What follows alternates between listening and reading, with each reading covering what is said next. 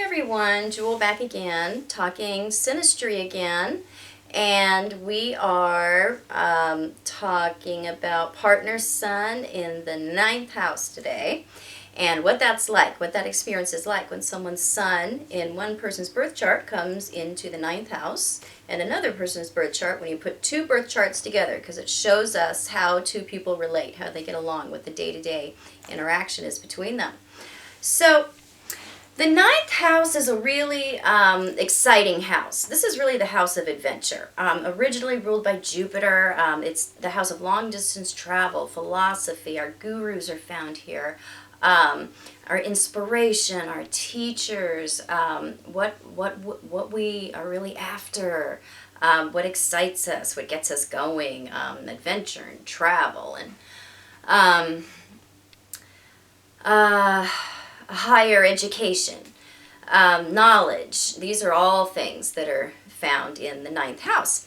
And the sun in synastry is where we bring our partner, the large part of our personality. It's where we really light up another person's life, where we bring our vitality and our warmth and our ego, our expression. This is where it really shows up in another person's life. So the sun in synastry is always really important to consider because it plays a larger role in how we relate to each other.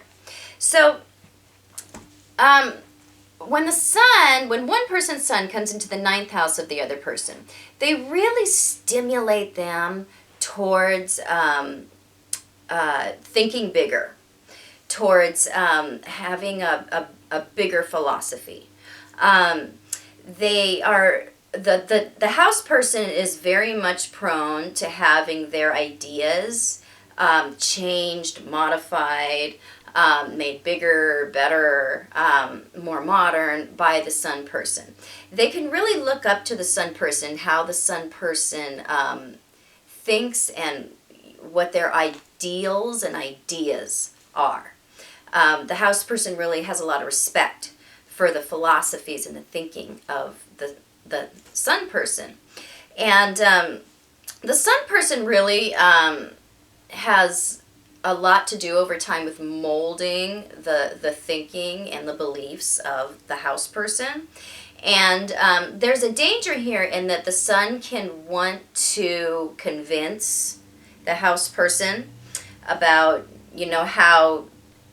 how to think, how to believe, what their philosophy should be. So, the sun person, although, is seen as a bit of a guru by the ninth house person, they also, need to be aware that the ninth house person is entitled to their own belief system. And they need to back off a little bit there sometimes.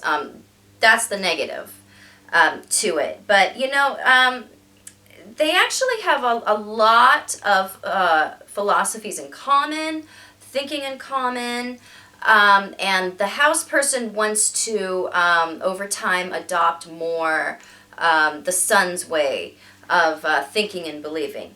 But there's a lot of adventure that happens between these two. There can be a lot or some long-distance travel that goes on as well.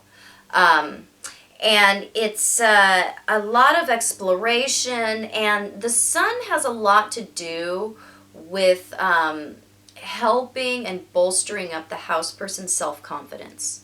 The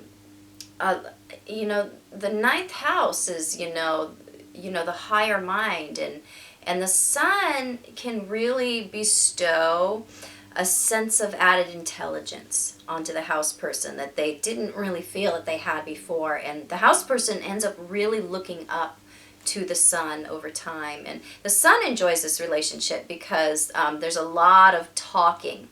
There's a lot of idea exchange.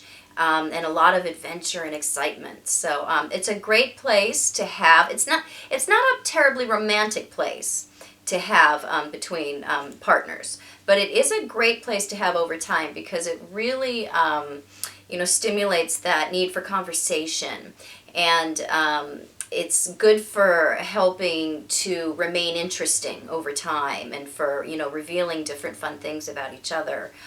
finding different things out that you didn't know before. That's very typical with this combination. So hope you enjoyed this. I'll be back really soon with Sun and Partners 10th house. And you can find me on the internet at truthinaspectastrology.com and on Facebook at Truth in Aspect Astrology. And I do consultation, and you just need to email me for an appointment. And I will see you soon. Bye-bye.